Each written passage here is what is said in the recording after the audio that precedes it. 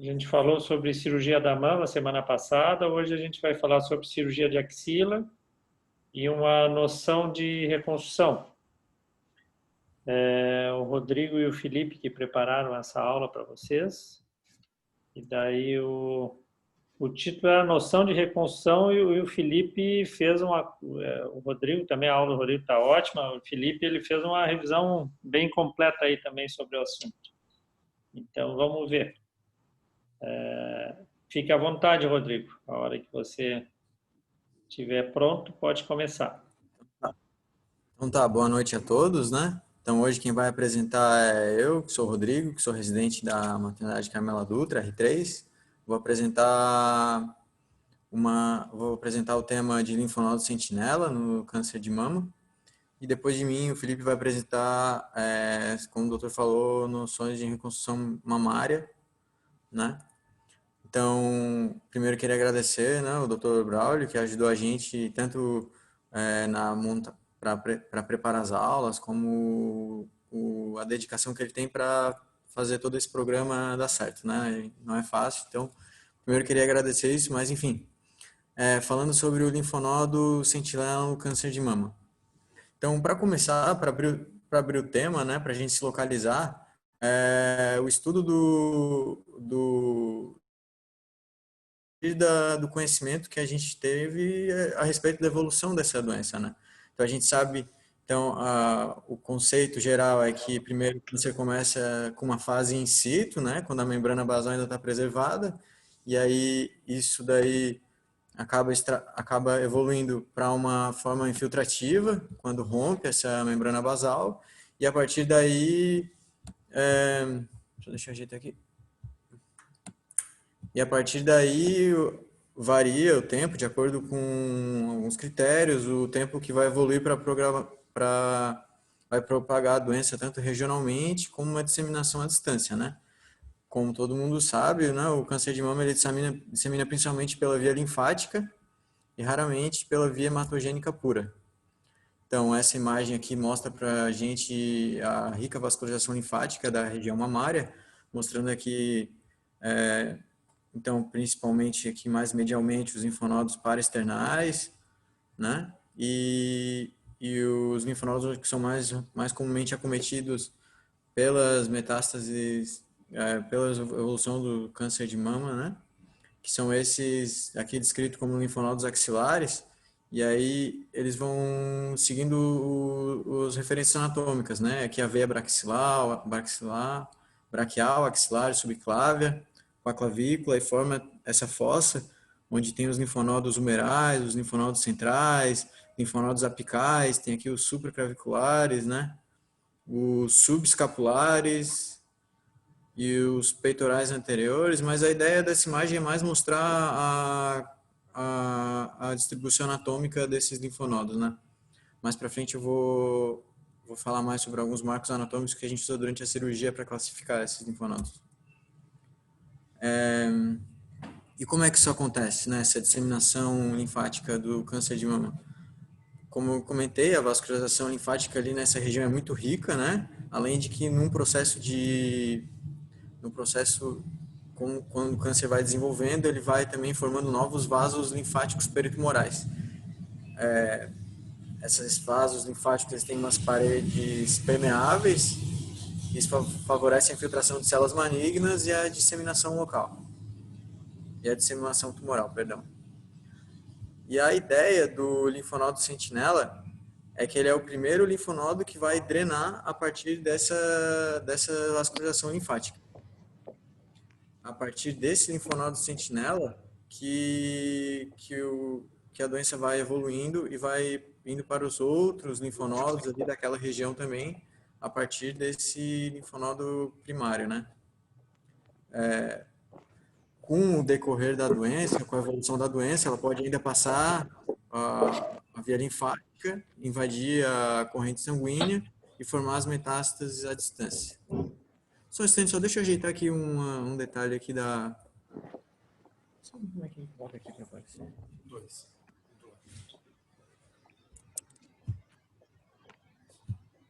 Aqui.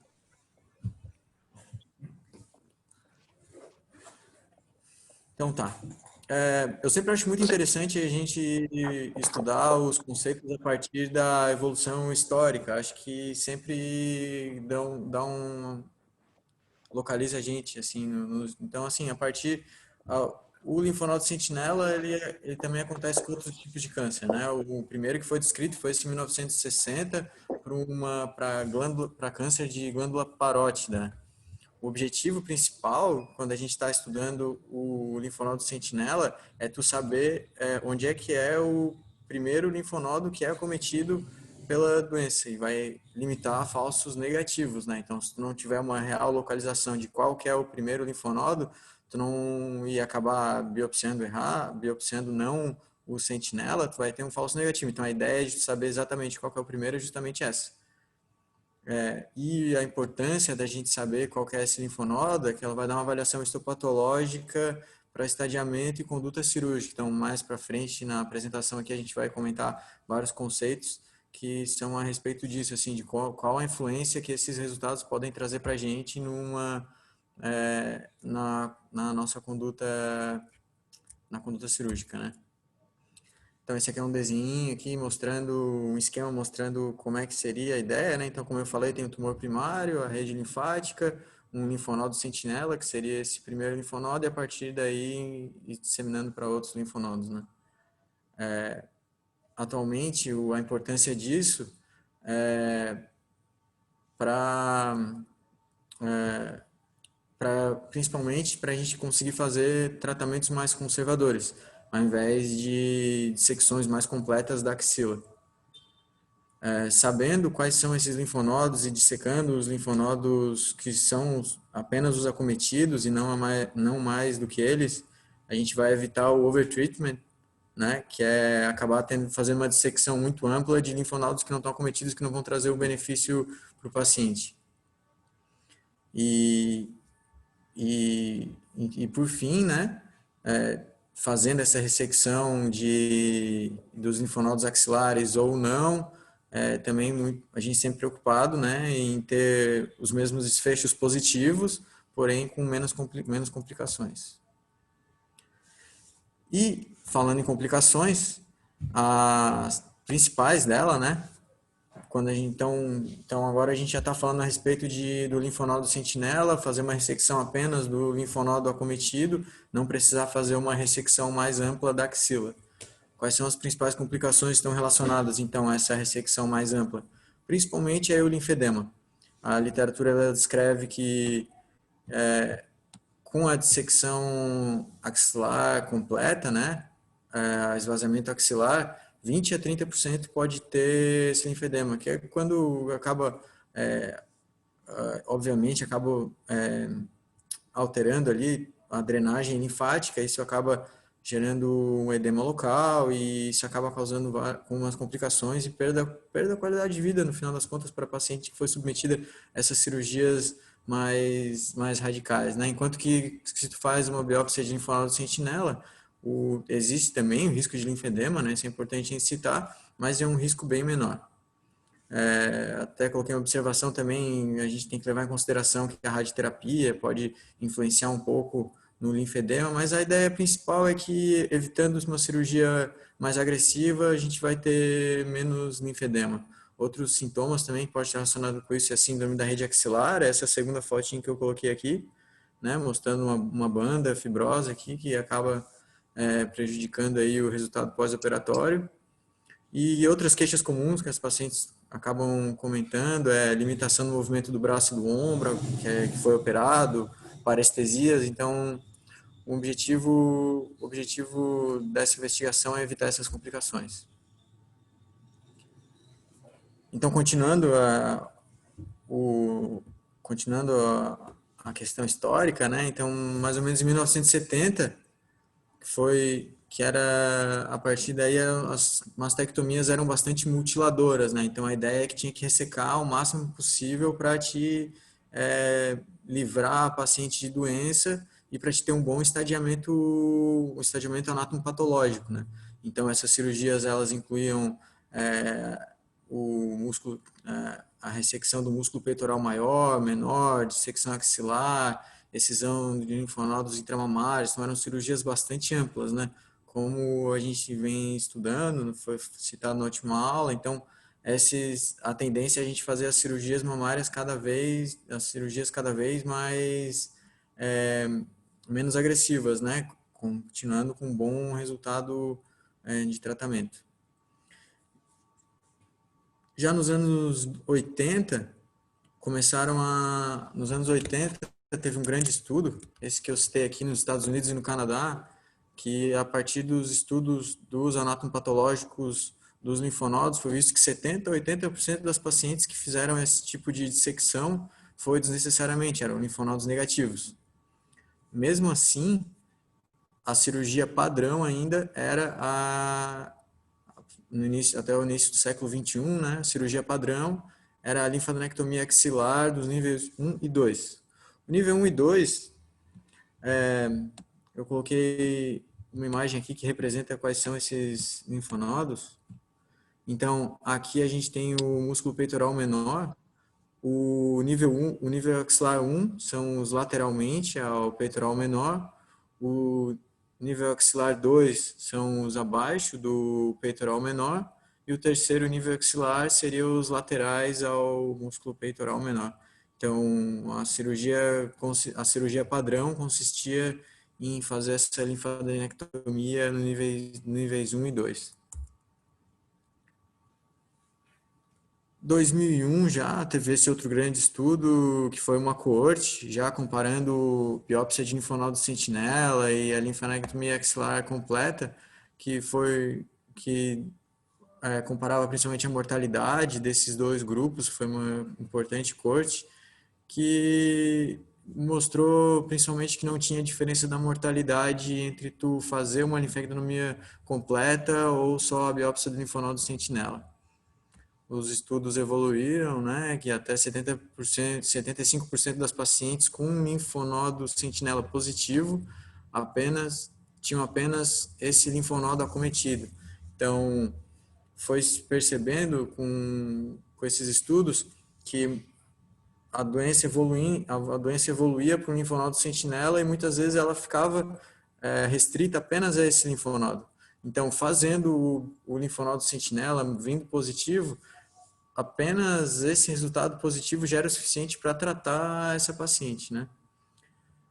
E por fim, né, chegando nesse grande estudo, que é o principal aqui, que foi o marco, que é o que a gente vai falar bastante na apresentação, que foi esse estudo Z11 publicado no Colégio Americano de Cirurgia Oncológica, com 64 mil casos, que concluiu, então, que no caso de ter um ou dois linfonodos sentinelas positivos, não seria necessário a dissecção axilar completa. A diferença na sobrevida entre 5 anos, entre os que realizaram ou não, foi menos de 1%.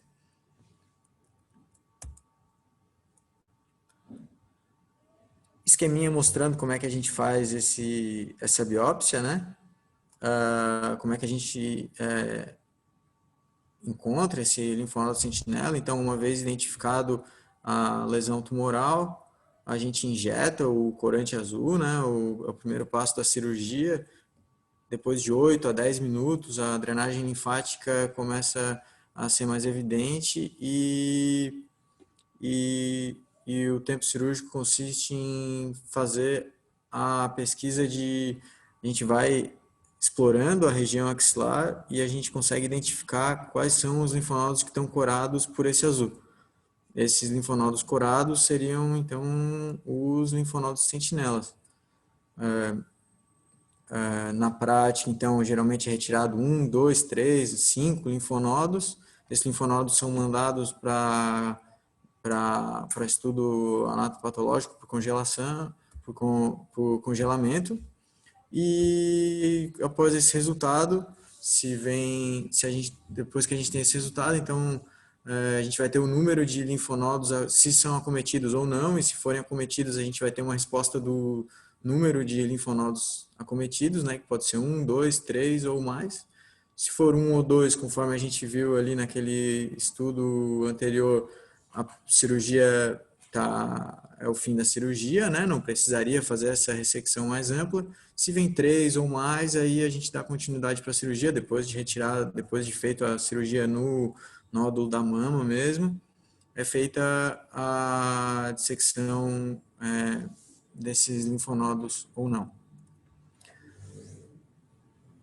A biópsia por congelamento, né? Acho interessante a gente comentar também que existe 2 tipos de fazer o estudo desses linfonodos. A histopatologia clássica, que é quando a gente faz aquele no bloco de parafina, que realmente é o que tem maior acurácia e ele é melhor para fazer uma avaliação imunohistoquímica, né?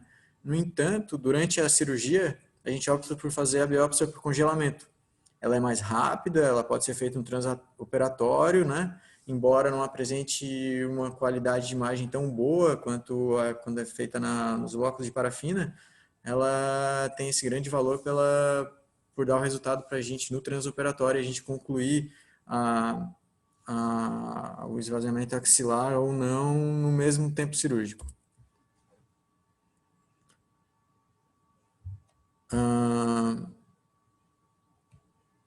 Então, voltando aqui a falar naquele grande estudo, Z11, do Colégio Americano de Cirurgia Oncológica.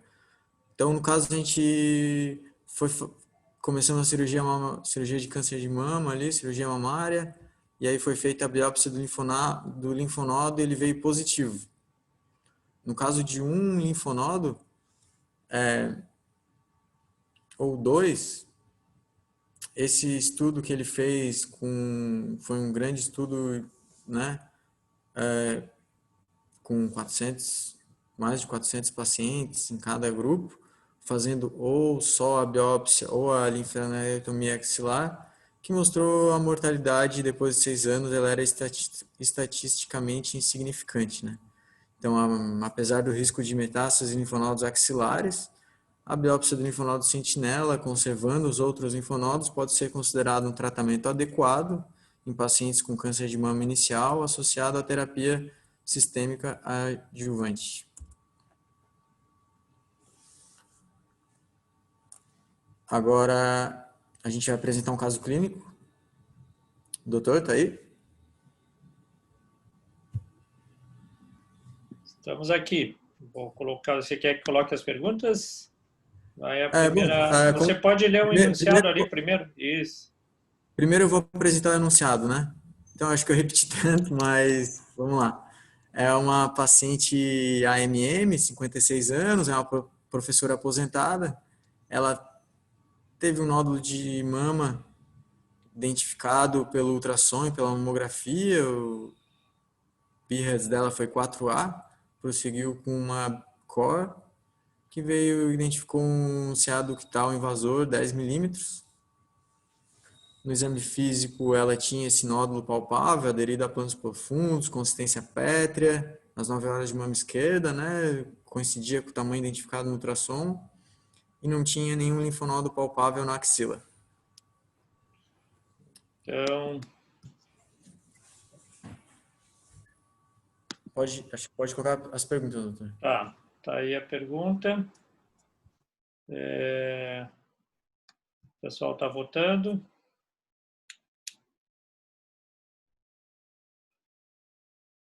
Isso aí eu acho que ficou bem claro, né, com relação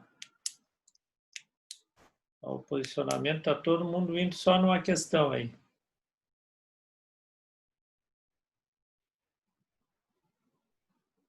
Tá. Está interrompendo aqui. 100% votou no linfonodo sentinela, Rodrigo. Então tá. Tá. Para fixar bem o assunto, né, doutor? É isso, tá ótimo. Acho que tem outra pergunta, acho que é do mesmo Tem caso. outra? Tá, vamos na outra.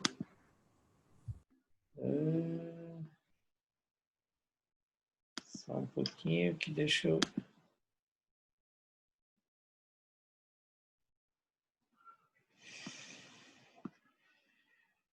Ah, tá aqui. Eu não estava achando onde passar a outra. Tá, achei. Então, pode ler o enunciado aí, Felipe.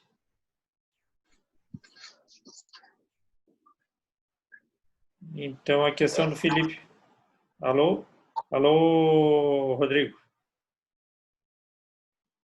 Realizando a cirurgia conservadora e com a biópsia de linfonodo sentinela sendo um linfonodo positivo para malignidade, qual que seria a conduta?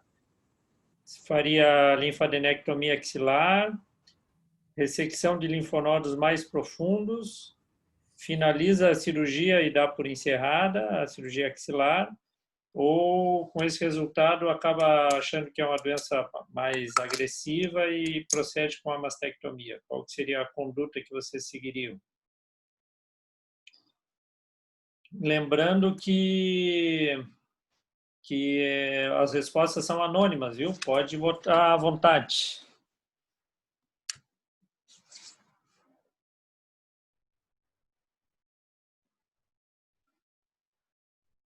Vamos ver aqui. Bom, 14 pessoas votaram. Eu vou interromper aqui.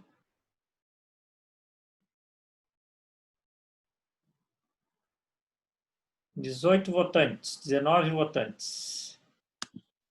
Então,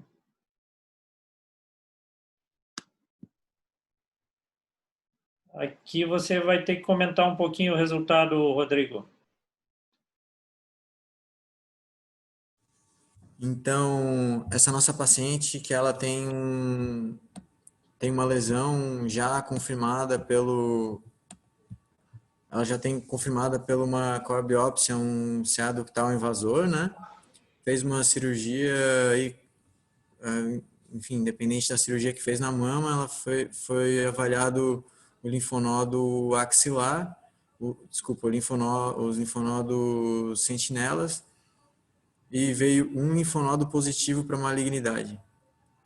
A resposta certa, então, é finaliza a cirurgia, né? Porque como a gente viu nos estudos, principalmente esse último que eu mostrei, o Z11, a presença de até um ou dois linfonodos positivos, tu pode considerar como já uma ressecção, já ressecou todos os linfonodos que foram acometidos pela doença, e não seria necessário tu progredir mais e ampliar mais a tua cirurgia, né? Então, a linfadenectomia axilar, ela que era realmente o padrão, né, anteriormente, mostrou que tu fazendo essa linfadenectomia axilar, tu não está aumentando a sobrevida dessas pacientes, e do contrário, tu está aumentando a chance dela ter complicações, principalmente de linfedemas e complicações ali axilares de uma cirurgia, as complicações ali, né, de uma Sim, cirurgia sim. mais, Eu só mais gostaria de agressiva.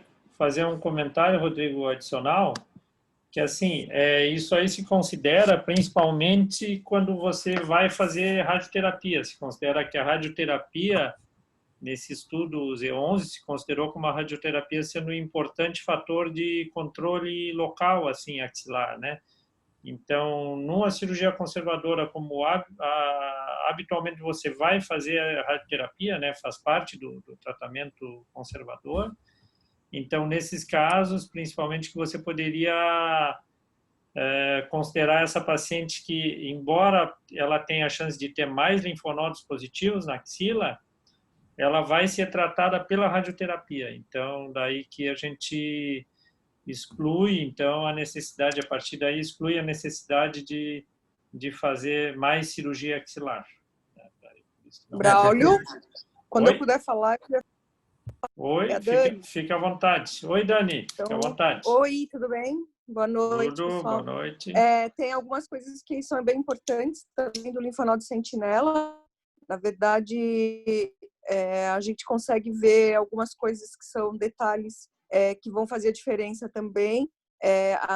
Se é micro ou macro, uma micrometástase, células isoladas, também tem esse ponto é importante, porque às vezes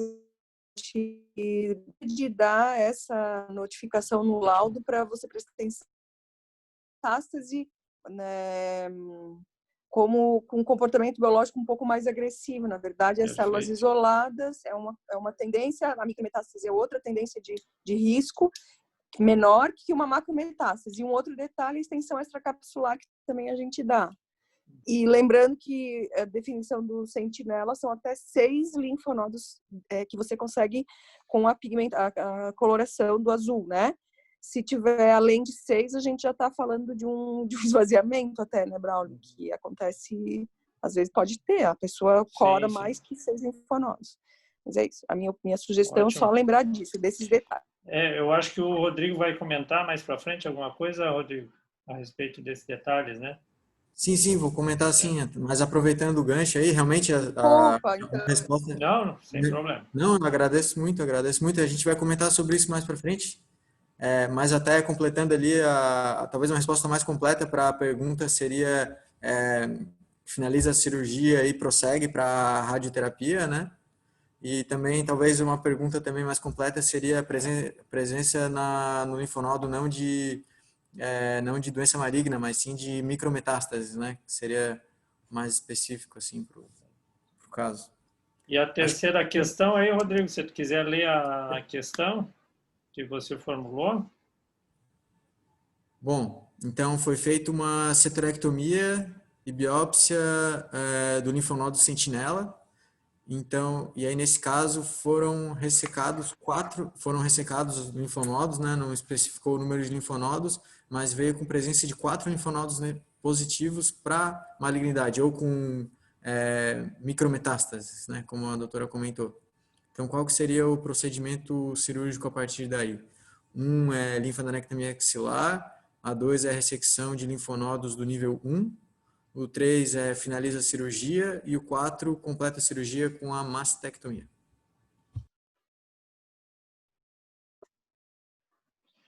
Na verdade, quando o pessoal responde ali, Rodrigo, na verdade, quando dá micrometástase, tem positividade na axila, mas é uma positividade especial, digamos. Ela não é uma positividade, são poucas células, né? Então, menos de 2 milímetros. Isso, menos de 2 milímetros. E células isoladas são 200 células, que a gente acha, menos por exemplo, de na imuno. 0,2, né? Milímetros. 0,2 centímetros, 2 milímetros. Não, e menos de 0,2 milímetros, até 0,2 milímetros para você considerar como células isoladas, né? Isso, 200 células a 0,2 milímetros, isso. Então, aqui já tem condutas diferentes aqui, Rodrigo. E a gente vai dar uma comentadinha também. Então, deu 4 linfonodos positivos, então, na biópsia do linfonodo sentinela, né? Qual a conduta, né? Na verdade, assim, nessa situação, a gente considera como tratamento ideal, se passou de 2 linfonodos positivos, de você fazer a linfadenectomia axilar, que atualmente é de 2 níveis, nível 1 e nível 2. Caso você identifique no nível 2 comprometimento grosseiro, você faria até nível 3 de dissecção axilar, né? A conduta de fazer só ressecção de nível 1 não é uma conduta padrão assim para se fazer quando se faz a linfadenectomia axilar. Já se usou no passado, antes de existir a biópsia de linfonodo sentinela, em algumas situações, era considerado conduta adequada, tipo quando se operava carcinoma in situ, né? E você retirar nível 1, mas hoje em dia não se considera como adequado, assim, só a ressecção de nível 1. Então, tá certo, Rodrigo. Deixo contigo, então, para você finalizar. Certo. Então, vamos lá. Então, esse grande estudo, né, que foi o Z11, que foi o que colocou essa conduta, né, de que até 2 linfonodos positivos a cirurgia poderia se dar como completa, tem algumas exceções, né, que na verdade são os critérios de inclusão e exclusão que foram usados nesses estudos. Então, o principal deles seria um linfonodo axilar palpável positivo, né, eu vou falar um pouquinho disso mais para frente. A metástase mais 2 linfonodos, sentinela, como foi falado. No caso de não ser realizado radioterapia, no caso de uma mastectomia onde não é feita radioterapia, E terapia neoadjuvante, eu vou abordar um pouco mais esses temas mais para frente, mas esses são os principais questões que geram discussões aí a respeito desse estudo, né? Só, Rodrigo, só não querendo te acelerar demais, mas só o tempo, cuidado com o tempo, que já passou 30 Tá, minutos. ok. Então, rapidamente, né, o exame físico dos linfonodos axilares, e que é uma das principais indicações de, em vez de, se tem um linfonodo palpável suspeito, tu não faz a biópsia de linfonodo sentinela, a princípio tu já avaria esvaziamento completo, né? No entanto, a bibliografia atual ela mostra que o exame físico ele não é muito sensível nem confiável para avaliar axila, né? Porque os linfonodos metastáticos muitas vezes eles não são palpáveis e por outro lado os linfonodos reativos eles podem ser confundidos por metastáticos, né? Esse estudo aqui foi um estudo brasileiro, que foi publicado na Mastology em 2018, mostrando aí o valor preditivo positivo para um linfonodo mamário positivo aqui era de 83%, então muitos deles acabaram não se confirmando, né? Do negativo também, achou de 65% de positividade, então mostrando que tu não encontrar o linfonodo também não te dá muita garantia de que não tem a lesão na mama. Então, a conclusão desse estudo é que o exame clínico da mama não o exame clínico é um critério impreciso, tem muito falso positivo e negativo, e ele não é um critério suficiente para justificar ou não uma linfadenectomia.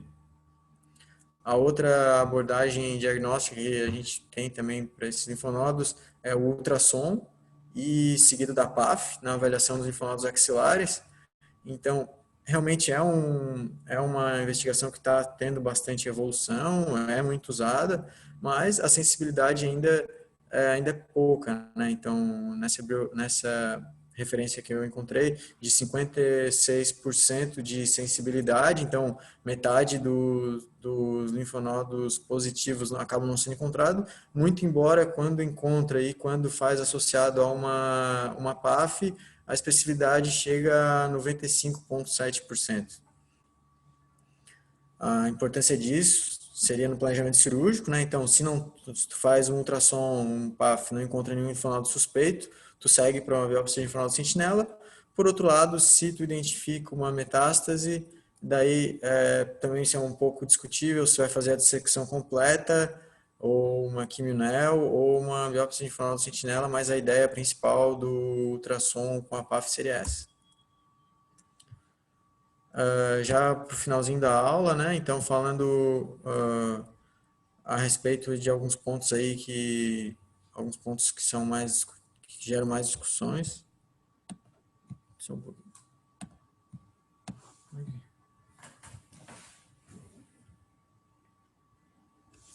Bom, enfim.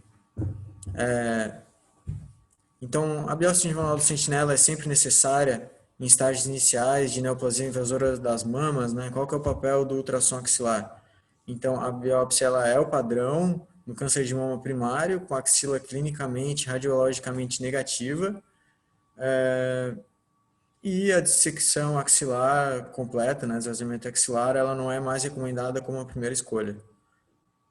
O ultrassom e a PAF de linfonodo axilar positivo, quando tu tens esse resultado, tu tem que avaliar a necessidade de linfadenectomia axilar.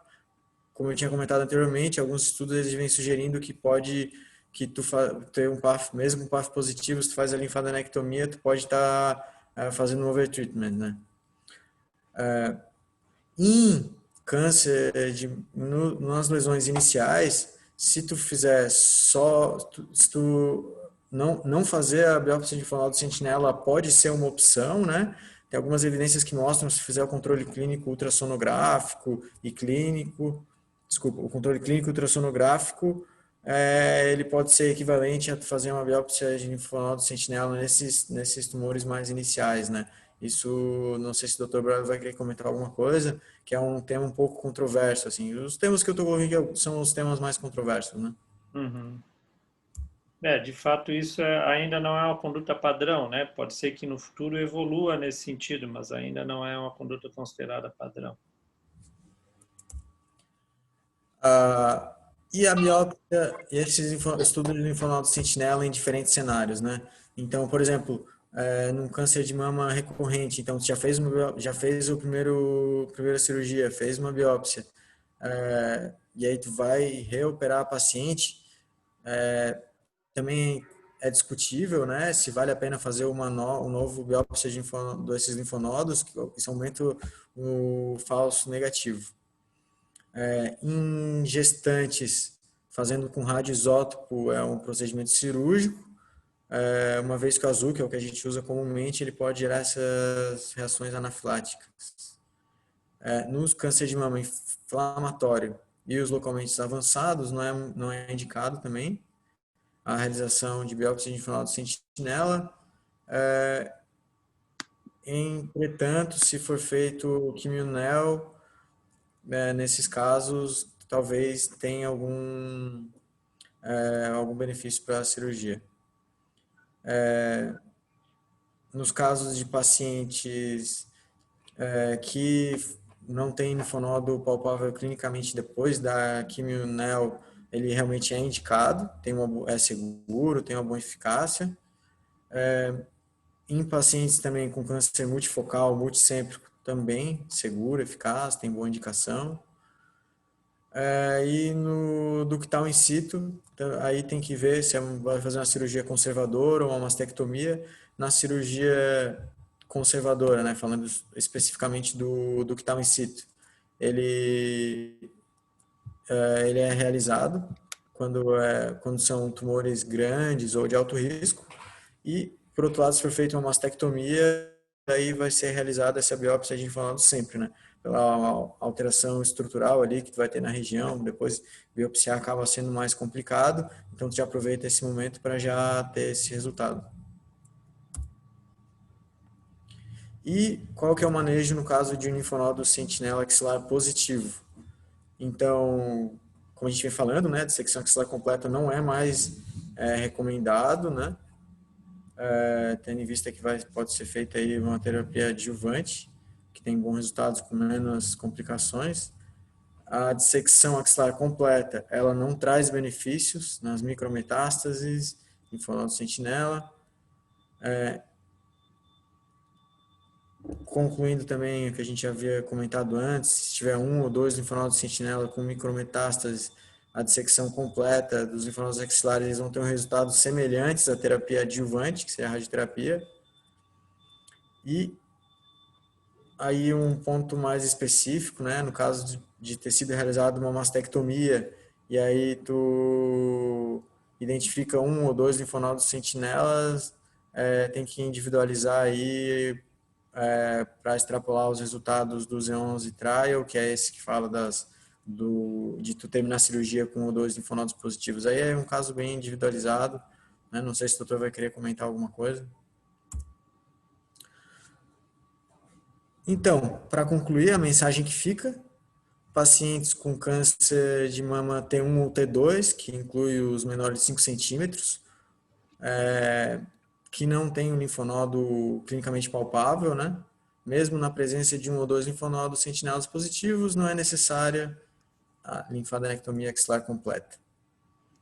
Isso, tendo em vista de que essa ressecção mais ampla, ela nos estágios iniciais da doença, que são essas que são limitadas apenas com micrometástases, elas não vão aumentar a sobrevida, vão causar muitos efeitos adversos, aumentar a morbidade crônica e vai diminuir a qualidade de vida das pacientes.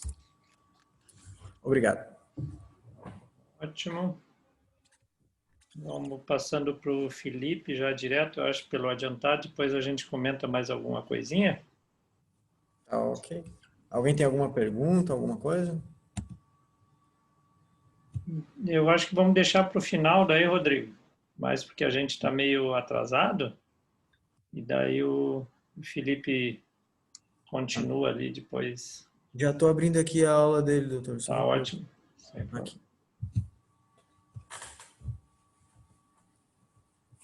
Acho que é... Deu certo? Deu certo. Bom, obrigado a todo mundo pela atenção. Obrigado, Rodrigo. Bom, primeiro, boa noite. Obrigado, doutor Braulio, pela ajuda desde o começo, com as orientações, a avaliação do trabalho previamente. E sou residente R2 aqui da Carmelada Doutor em Ginecologia e Obstetrícia e hoje vou falar sobre noções de reconstrução mamária. Por definição, é uma cirurgia plástica reparadora que pode ser realizada após a retirada da mama em decorrência do tratamento contra o câncer. Está bem indicado em pacientes que foram submetidas a mastectomia uni ou bilateral e após o tratamento conservador com resultado estético subótimo. Nessa imagem, a gente observa uma paciente em A que foi submetida a uma mastectomia unilateral e depois a uma mastectomia contralateral preventiva. Nela foi utilizado a técnica de expansor e prótese para reparação. Nas figuras C e D a gente vê o sucesso da técnica. Essa imagem é da Universidade Católica de Louvain, uma paciente que foi submetida a uma mastectomia unilateral e foi reparada com um retalho do complexo areopapilar, que foi rodado na forma de caracol, e a utilização de prótese para volume. Aqui uma paciente que foi feito um retalho de grande dorsal, né, um retalho músculo cutâneo, com resultado final bastante adequado, mas geralmente esse tipo de retalho exige ou uma lipoenxertia ou uma prótese para adequar um pouco melhor o resultado estético final. E aqui é uma lipoenxertia com 70 cc de gordura que foi retirada da parte inferior do abdômen, colocada no quadrante superior da mama, mais a medial, e o resultado após 1 ano. Bem, quem tem direito à reconstrução? A Lei 9.797, de 6 de maio de 99, garante a todas as mulheres que sofreram mutilação a reconstrução da mama pelo SUS. Essa lei foi otimizada pela Lei 12.802, de 24 de abril de 2013, que determina a reconstrução no mesmo tempo cirúrgico. Quando não for possível, essa paciente deve ser acompanhada e, quando clinicamente estável, a gente deve oferecer a ela a reconstrução. Ainda é importante salientar que, quando existe uma assimetria entre a mama afetada e a saudável, também é direito da paciente receber o tratamento da mama saudável para que obtenha a assimetria, e assim também a reconstrução do complexo areopapilar. É mundial a subutilização da reconstrução mamária.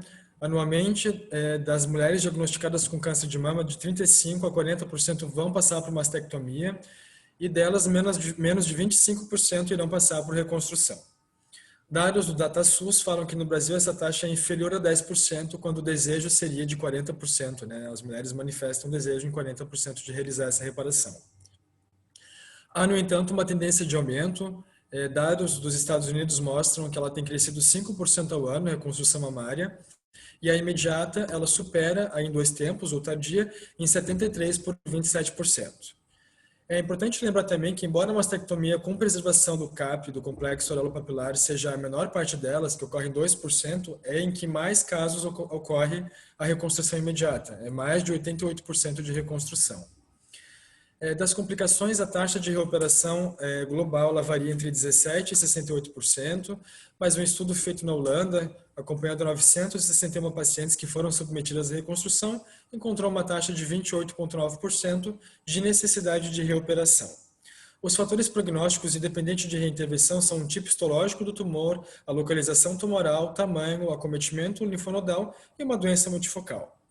Dessas reoperações, 50% foram mastectomias. A preservação da pele do complexo areopapilar ela é comparável em segurança às mastectomias clássicas. A taxa de recorrência do tumor local é cerca de 3 a 7%, e elas são indicadas em quase todos os tipos de tumor que não apresentem, logicamente, o comprometimento da pele ou do CAP. Existe uma tríade para a gente pensar na conservação do CAP. São como se fossem 3 mandamentos. O primeiro seria a segurança oncológica. A gente precisa entender que há uma chance de recorrência local, e a paciente também. Essa recorrência vai entre 5,4% a 11%. É uma melhor estética, né? 97% das pacientes ficam satisfeitas com a preservação do CAP e 68% dessas que tiveram o CAP preservado ficam satisfeitas com o resultado estético da preservação. E por último, a função sensitiva, ela pode ser reparada totalmente em 16% das pacientes ou parcialmente em 33% delas. Os critérios para preservar o complexo areopapilar são a idade menor que 75 anos, a ausência de comprometimento da pele, a ausência de comprometimento do CAP, como na doença de peixe, a ausência do tumor central, A distância entre o tumor e o complexo aureopapilar tem que ser inferior, ou seja, na verdade tem que ser maior que 3 centímetros, né? Se for inferior, não posso preservar o CAP. A distância entre o tumor e a pele tem que ser maior do que 2 centímetros, o tumor tem que ser menor do que 3 ou 4 centímetros, e a congelação tem que ser negativa, né? A congelação do tecido retroareolar. De qualquer forma, eu devo fazer um estudo histológico intraoperatório sempre quando eu for preservar o CAP. O risco de reincidência de acometimento é na papila, ele não é na auréola, e o risco de falso negativo é de 10%, então isso tem que ser aviltado. A taxa de positividade para malignidade com a preservação varia entre 6% e 16%, a gente já havia falado nisso lá quando a gente falou do risco de recidiva, né? Quanto às contraindicações relativas para a cirurgia reparadora da mama, né? Quem que não pode passar por ela? A paciente tabagista, né? Principalmente a recente, e aí existe uma discordância bem grande na literatura. Lin e Chen, que eu citei aqui, consideram que recente seria 5 anos, mas vocês vão observar que lá para frente eu vou falar em 1 mês, né? Instabilidade psicológica, principalmente quando a paciente espera do resultado estético vai ser muito aquém do que vai ser obtido através da cirurgia. Quando há múltiplas comorbidades, quando existe história prévia de radioterapia no sítio operatório, e a doença avançada no estádio 3, ou estádio 1 e 2 com múltiplas comorbidades, e por comorbidades a gente pensa na obesidade, doenças cardiovasculares, colagenoses, diabetes, trombofilia, DPOC e o tabagismo. Em termos de comparação entre a reconstrução imediata ou em segundo tempo, né? Houve diferença significativa, principalmente quando a gente vai usar o expansor e prótese, né? A taxa de complicação é maior, 2,6%, principalmente de complicações, a contratura capsular. Ela acontece 5,2 vezes mais do que quando a gente faz com retalhos ou com lipoenxertia, né? Também não houve diferença entre imediata e tardia para perda total do retalho, perda parcial, necrose gordurosa ou trombose dos vasos de tecido autólogo empregado na reconstrução. Isso é mais para as reconstruções de aspecto microvascular, que a gente faz muito pouco em virtude de que a especialidade microvascular ainda é muito rara no nosso país, né? Essa tabelinha é um estudo do Sullivan, né, que compara os estudos, e ela confirma o que eu estava falando para vocês que vem de outros estudos, né, do Shin lá e do Zhen. De que as maiores complicações sim são na reparação imediata com expansor ou prótese e que a contratura capsular é que tem um peso significativo, sendo a mais frequente complicação pós-operatória. A reconstrução com prótese expansor, ela inicia em 1964, quando os primeiros implantes de silicone são empregados na prática médica. O implante é basicamente uma bolsa externa de silicone que pode ser preenchida durante a manufatura com gel ou durante a cirurgia com solução salina. Mas atualmente a gente vem falando sobre a matriz dérmica celular, que está associada a melhor cobertura, a melhor resultado estético, melhor posicionamento, eventualmente com mais risco de seroma. Ela consiste primariamente em uma placa de colágeno e elastina que serve de substrato para que os fibroblastos e angioblastos possam migrar e repovoar esse tecido. Ela pode oferecer retalhos de pele para pacientes que têm pouco pele, que têm pouco músculo, que o músculo foi muito rescindido durante a cirurgia. Eu posso associá-la ao serrátil e às margens do peitoral menor e formar bolsas para pacientes que teriam poucas possibilidades de reparo estético com prótese, né? Como eu disse, ela pode dar melhor resultado estético, mas com aumento do risco de seroma. Aqui é a técnica de inserção da matriz dérmica celular. Na figura da direita, a gente observa em cima o músculo peitoral maior, ao lado o serrátil. A matriz ela é inserida entre o peitoral maior e o serrátil, formando a bolsa onde vai ser inserida a prótese ou o expansor. Aqui o que a gente vê é uma paciente que foi submetida a mastectomia bilateral, e imediatamente durante a reconstrução foi utilizado prótese e matriz dermal, com resultado estético ótimo, como vocês podem observar. Quanto aos tipos de prótese, a gente pode separá-las pelo número de compartimentos. As próteses podem ser de simples lumen ou de duplo lumen. As que têm simples lumen ou estão ou serão preenchidas com solução salina, ou vêm preenchidas com gel de silicone. As de duplo lumen vêm com um valor pré-determinado de gel e pode ser adicionado mais solução salina para atingir um volume maior, mais adequado e mais simétrico quando o tecido não admite um volume adequado imediatamente, né, quando eu preciso adaptando esse espaço. Quanto à forma da prótese, ela pode ser redonda ou em forma anatômica ou de gota. A redonda é um disco simétrico e a de gota ela tem um polo inferior mais projetado. Além disso, as próteses podem variar em diâmetro, projeção e volume. Aqui no Brasil, a gente ainda tem as próteses de poliuretano, que elas saíram do mercado americano na década de 90, pelo grande medo a respeito da toxicidade do tolueno de poliuretano, que é extremamente cancerígeno, né? Aqui no Brasil, quem fabrica essas próteses é a Silimed. Conversando com o Dr. Brown, ele estava dizendo que aqui está em pouco uso, mas recentemente saiu um artigo na Sociedade Brasileira de Cirurgia Plástica dizendo que no Rio de Janeiro, com fins estéticos, a prótese revestida de poliuretano ainda é bastante utilizada, é mais utilizada do que a prótese que é revestida apenas de silicone. Remover essa prótese é muito desafiador, porque ela adere intensamente ao tecido, não forma pano de clivagem, então é bem mais difícil remover ela, tem bem mais hemorragia, bem mais hematomas, complicações associadas à remoção são maiores. Quanto a expansores de tecido, a Sociedade Americana de Cirurgia Plástica nos fala que 90% das cirurgias de reconstrução mamária lá nos Estados Unidos são realizadas em 2 tempos, inicialmente com um expansor de tecido, e existe uma recomendação de que uma vez que o volume final é atingido, é necessário esperar pelo menos 8 semanas para planejar o tratamento definitivo com prótese, com implante definitivo. Desculpa. Essa é uma imagem de um expansor de tecido. Essa caudinha que se vê aqui ao lado, ela é o conduto que vai levar a solução salina para dentro do expansor. Ele é radio-opaco, né, e é imantado. Então, as técnicas de expansão. Primeiro, é claro, depende do tipo de expansor e da localização da porta de enchimento. A porta geralmente pode ser localizada com ímã e a posição precisa ser confirmada antes da expansão. Antes de expandir, eu tenho que limpar a pele com forma estéril, devo usar uma agulha de calibre 22 ou 23 e vou colocando volumes até atingir o desejo, né, o objetivo estético, sempre antes de que a mulher sinta dor ou sinta desconforto. A programação para a troca definitiva pode levar de 3 meses a 1 ano e não há um período padronizado na literatura médica com respeito a isso. Quanto à preocupação com os implantes mamários, eu preciso dizer para as minhas pacientes que ele não aumenta câncer primário ou recorrência de câncer de mama em mulheres. Sim, está associado, ainda que de forma rara, ao linfoma anaplásico de células longas. Apesar desse linfoma ser bastante agressivo, quando ele está associado à prótese, o comportamento dele é menos agressivo, ele se comporta como se fosse um linfoma anaplásico quinase negativo.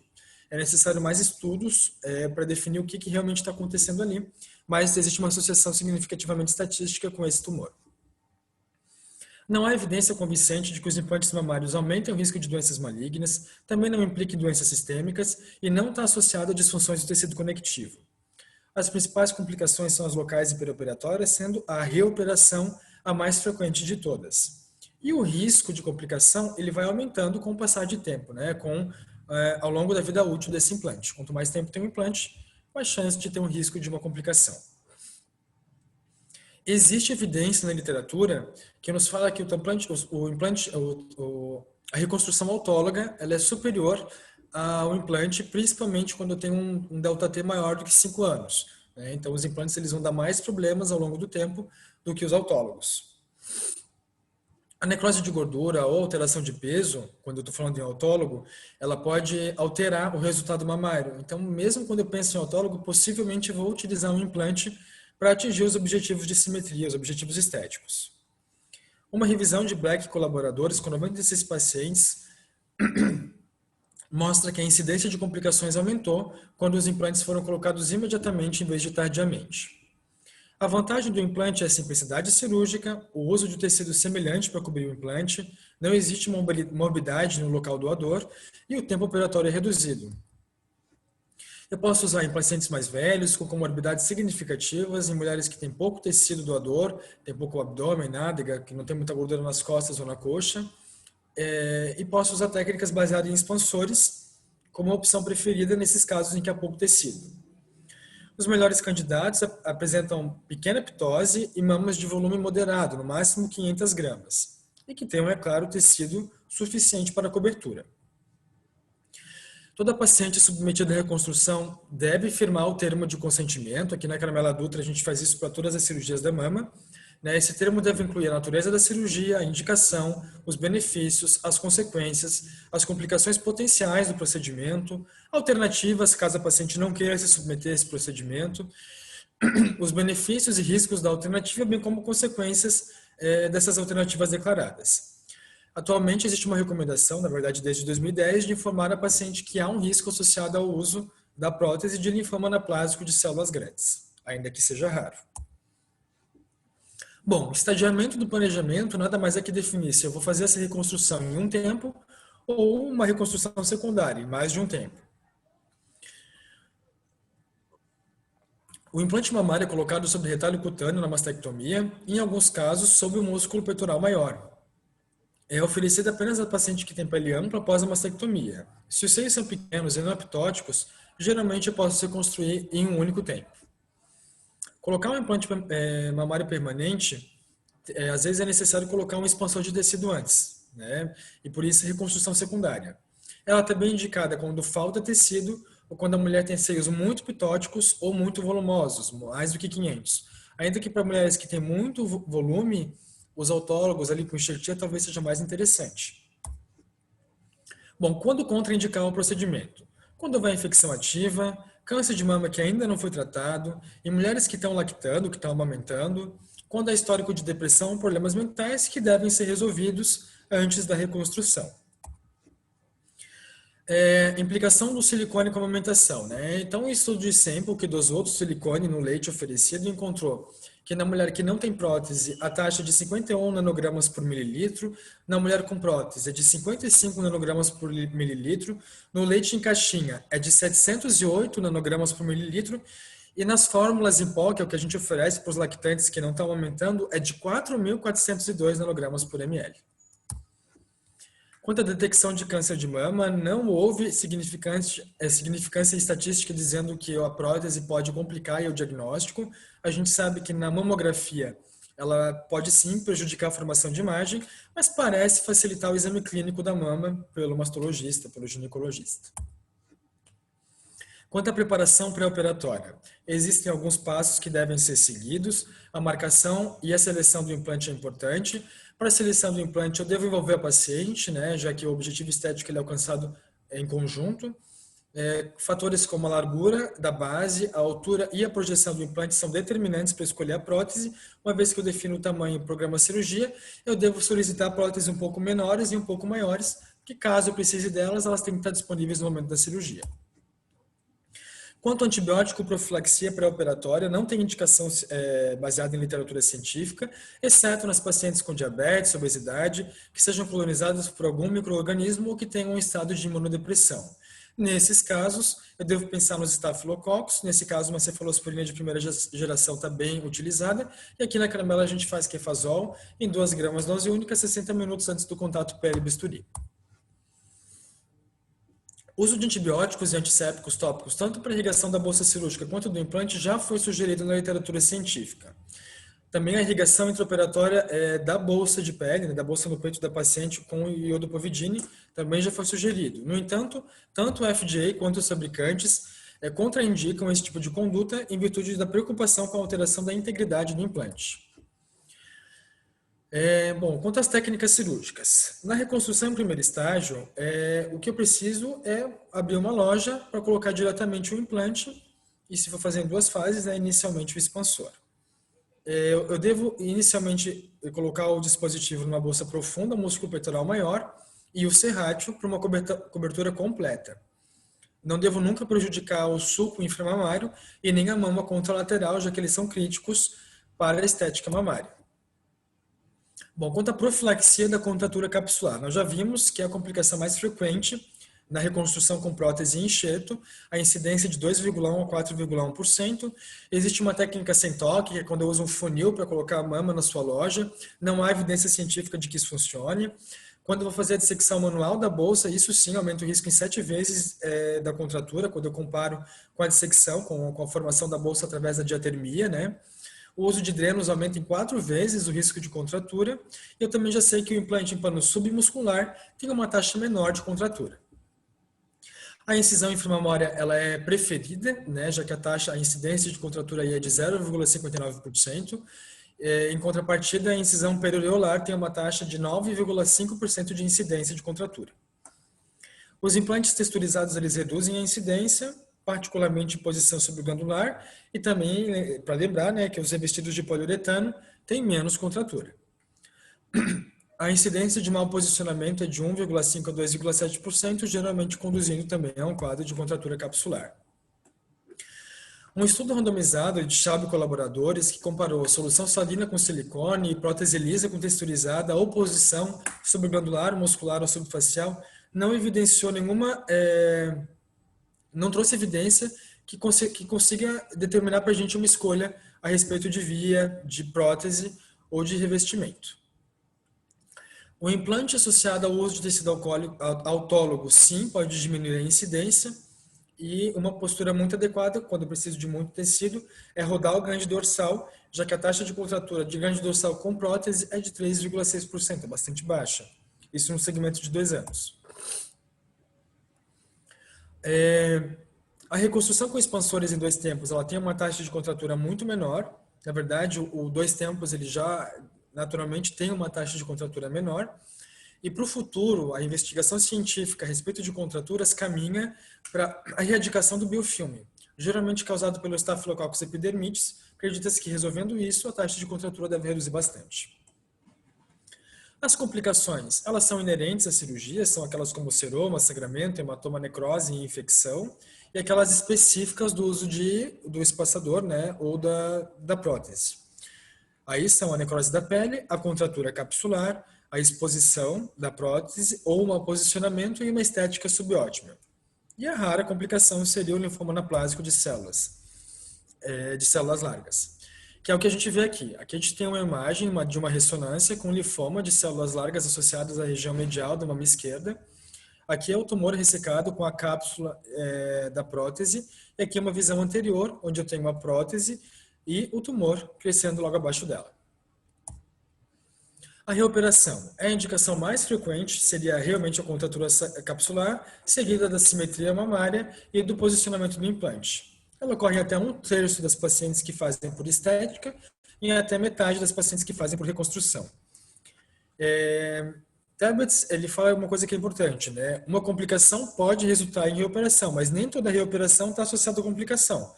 Às vezes é só a questão estética mesmo que não está adequada. Existem técnicas para reduzir essas complicações. O sistema TEPID, que avalia tecido, envelope, parênquima, implante e dinâmica da prótese. O suporte à decisão High Five, que avalia a cobertura do tecido mole, volume do implante, dimensão do implante, localização do sulco inframamário e localização de incisão. E o princípio ICE, que utiliza o tamanho do implante, menos a capacidade da mama, que vai me oferecer o excesso de tecido necessário, e isso indica o tamanho da incisão do sulco inframamário. Bom, agora mudando de tema, eu vou falar sobre reconstrução com retalhos. A reconstrução da mama ela pode ser feita com retalhos de tecido autólogo e também associar o autólogo com os implantes, né? Os retalhos eles podem ser músculo-cutâneos, quando eu uso músculo, vaso, pele e gordura, ou os retalhos perfurantes, quando eu não levo músculo, eu levo apenas os vasos, a pele e a gordura. Eles podem ser livres ou microcirúrgicos, quando eu vou precisar de microcirurgia para anastomosar os vasos que eu estou levando, ou os pediculados, quando eu rodo todo o retalho associado ao pedículo vascular. Bom, característica dos retalhos.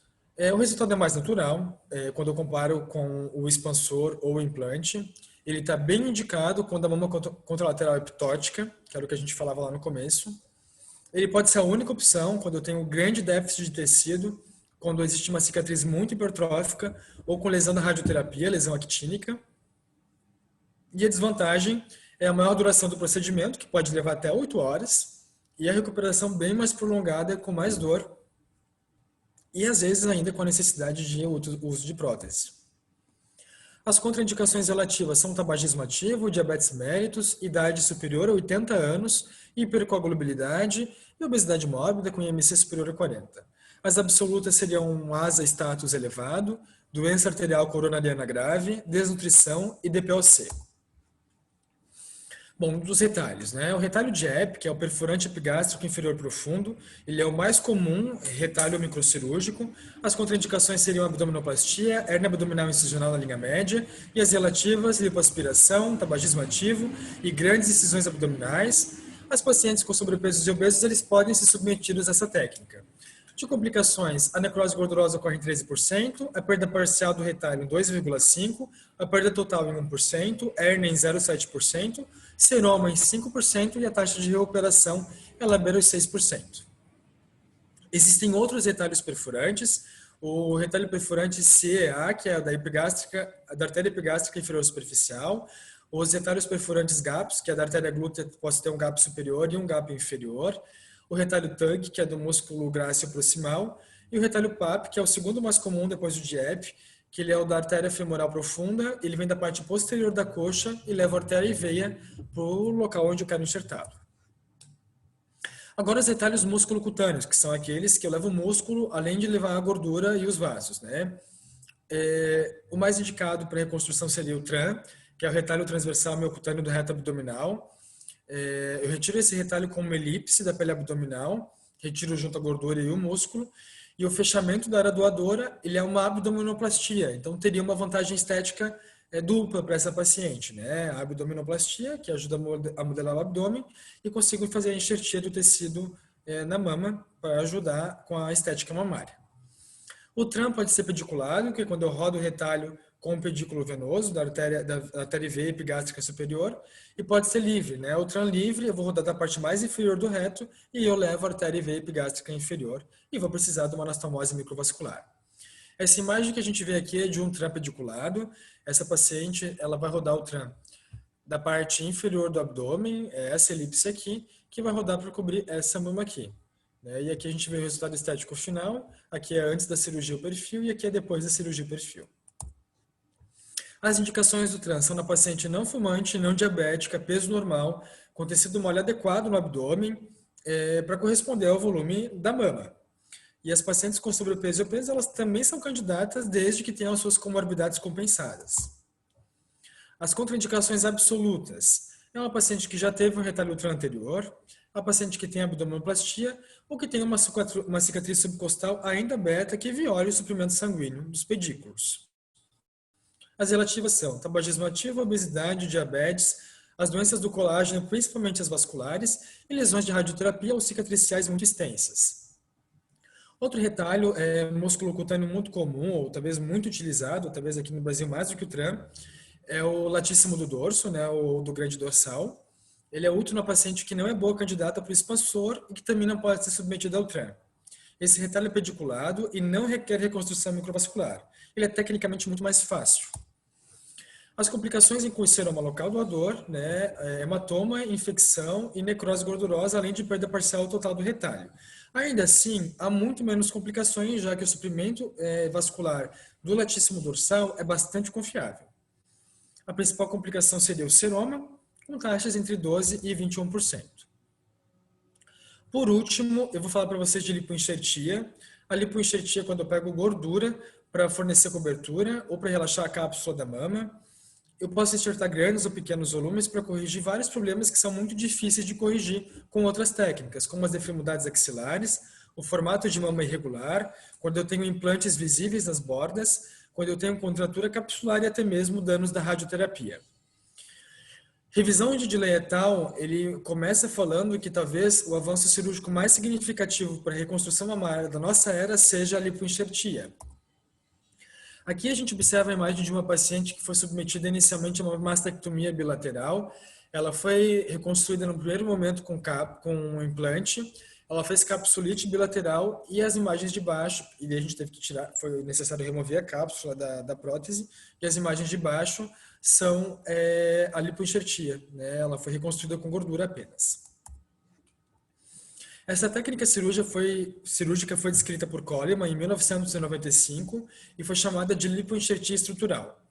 Segundo Coleman, eu devo coletar gordura em seringas de 10 milímetros, 10 ml, devo centrifugar essa gordura, refiná-la e transfiro com seringa de 3 ml. Através de uma cânula romba, não utiliza agulha em nenhum momento, as incisões devem ser rombas, com 2 milímetros e bidirecionais. A cada retirada da cânula, devo injetar pelo menos 0,2 ml de gordura. A modelagem é realizada por camadas até que eu atinja o contorno desejado. A técnica permite um aumento seletivo da parede torácica à pele, o que não acontece com outras técnicas. Eu não consigo ter um resultado tão ótimo com prótese quando eu coloco embaixo do músculo e menos ainda com retalho músculo-cutâneo. Na maior parte dos casos, a maior porção da gordura que estava infiltrada no músculo peitoral, eu coloco a maior porção de gordura no músculo peitoral maior, seguida do espaço retropeitoral e do pré-peitoral. Aqui é outra imagem de reconstrução com gordura, né? A gente observa uma imagem inicial dessa paciente. Ela foi recebendo várias doses de gordura até que atingiu 250 ml de gordura. Essa imagem aqui é do final do tratamento. Então, ela passou por várias sessões de aplicação de gordura até ter um volume final adequado. As contraindicações absolutas seria uma reconstrução mamária total com enxerto de gordura, o tabagismo ativo, né? Se o paciente é tabagista, mesmo assim eu posso usar gordura, só não posso fazer tudo com gordura, né? Eu posso até fazer uma lipoenxertia para ter uma otimização do resultado estético. E se a paciente fez uma mastectomia irradiada, sofreu cicatrizes por falhas de reconstruções anteriores, ela deve compreender que uma reconstrução total da mama pode levar pelo menos 5 procedimentos em um intervalo de 12 a 24 meses. É importante que a paciente entenda que, às vezes, um único procedimento não é capaz de atingir o objetivo estético desejado. Para pacientes que têm pouca pele, pouco tecido, existe a técnica de expansão externa a vácuo. Esse dispositivo que vocês veem está registrado e patenteado com o nome de Brava. Aqui é uma paciente que fez o uso de Brava e, em seguida, teve várias sessões de lipoenxerto com 600 ml de gordura e reconstrução do CAP. Vejam que bonito que ficou o resultado estético final. De complicações da lipoenxertia, a principal complicação é a necrose da gordura no local do receptor. Pode chegar a 62%, então é bastante prevalente. Essa necrose vai ter algumas outras pormenoridades que eu vou comentar em seguida. Outras complicações são hematomas, edema, parestesia, dor no local doador, infecção, cicatriz hipertrófica, irregularidade de contorno, danos à estrutura subjacente. Quando uso a cânula para injetar, posso danificar tecidos inferiores, abaixo do local em que eu planejei atingir. Formação de cisto de óleo e calcificação, se grandes volumes de gordura forem injetados em uma única área e se a gordura for injetada em áreas pouco vascularizadas. Bom, então, pensando de novo lá da necrose gordurosa. Quando eu tenho essa dificuldade de pega de enxerto, devido à necrose, eu posso ter formação de massas palpáveis. Então, o que é uma massa palpável crescendo numa mama de uma paciente que acabou de ser mastectomizada? Ninguém fica tranquilo com isso. Isso leva à solicitação de várias imagens adicionais e submete esses pacientes à biópsia, geralmente de 13% a 15% dos casos. Quando eu faço mamografia, eu vou encontrar mais calcificação, A calcificação pós-lipofilia, ela pode ser encontrada de 0,7% a 4,9% das pacientes. Um estudo de revisão com 24 estudos que mostrou 207 complicações, 7,3% de 2.832 pacientes tratadas. A necrose gordurosa foi responsável por 62% das complicações. Que era o que eu falava anteriormente. Bom, aqui estão as referências. Eu tentei falar mais rápido, porque no ensaio eu demoro 30 minutos com essa apresentação. E quero abrir para as dúvidas. Se alguém que tiver mais alguma coisa para perguntar, quiser acrescentar alguma coisa, o doutor também. Ótimo, Felipe. Parabéns pela tua parte aí também. Foi muito legal, muito completa, Vou fazer pequenos comentários, assim, até porque a gente estourou aqui o tempo, certo? Mas sobre a parte do linfonodo sentinela, só uma coisa bem geral, assim, que eu vi que o pessoal ficou com algumas dúvidas, talvez nas condutas ali, Mas assim, bom, primeiro o linfonodo sentinela, ele, como o Rodrigo falou, o linfonodo, a cirurgia axilar, ela sempre foi bastante importante na mama e ainda é considerado o principal parâmetro anatômico, assim, de decisão terapêutica, do estadiamento anatômico, TNM, de decisão terapêutica e também prognóstica, nos dá bastante informações a respeito da evolução da doença naquela paciente, da importância da gente ter essa informação axilar. Não existe, assim, de forma geral, ainda métodos que nos permitam ter informações seguras da axila sem a biópsia do linfonodo sentinela, sem essa biópsia cirúrgica, na maioria das vezes. Exceto quando você tenha clinicamente uma axila muito característica de positividade, quer dizer, se você tiver um nódulo axilar grande que defina que é um linfonodo positivo, certo? Ou se você tiver uma punção guiada por ultrassom com positividade. Fora isso, os exames, eles não têm uma acurácia muito boa para definir isso. Daí a importância dessa biópsia de linfonodo sentinela, né? Assim, se faz através do azul patente, que o Rodrigo falou, que é um corante, né?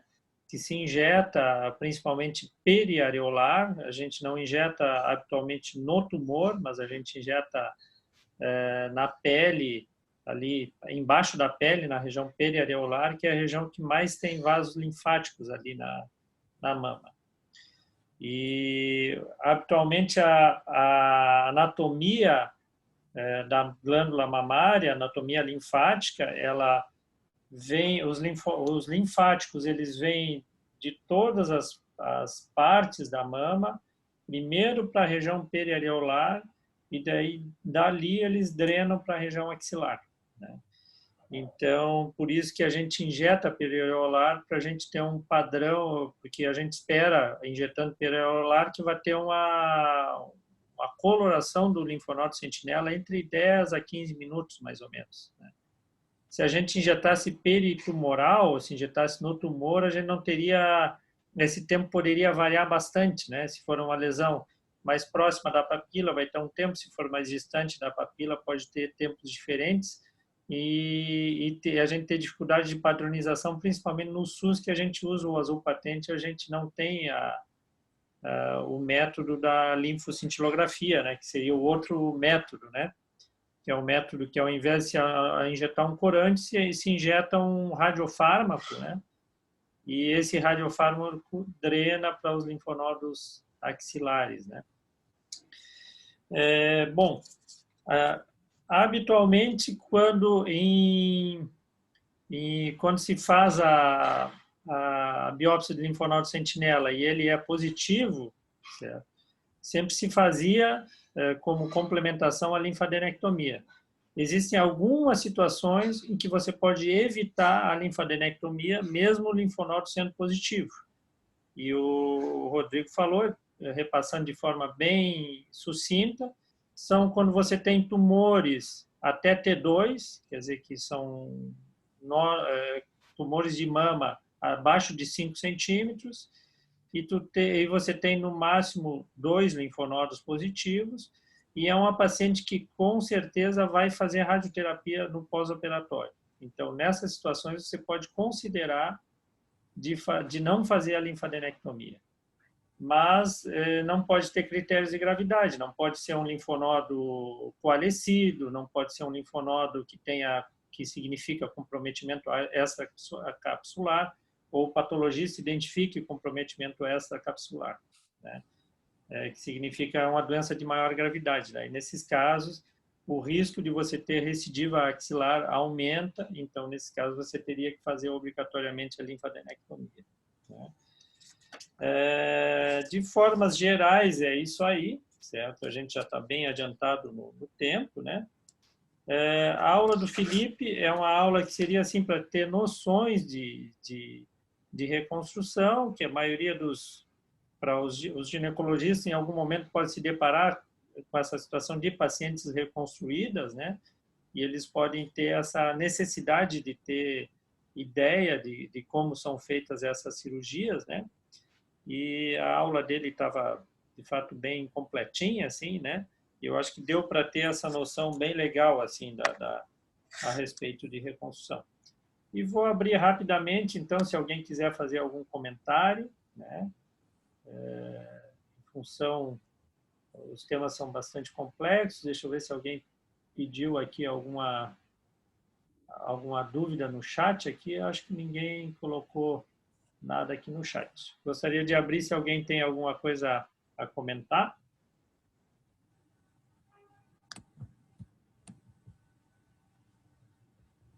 Se ninguém tiver nada a comentar, então, devido ao adiantado da hora, daí eu vou finalizar por aqui.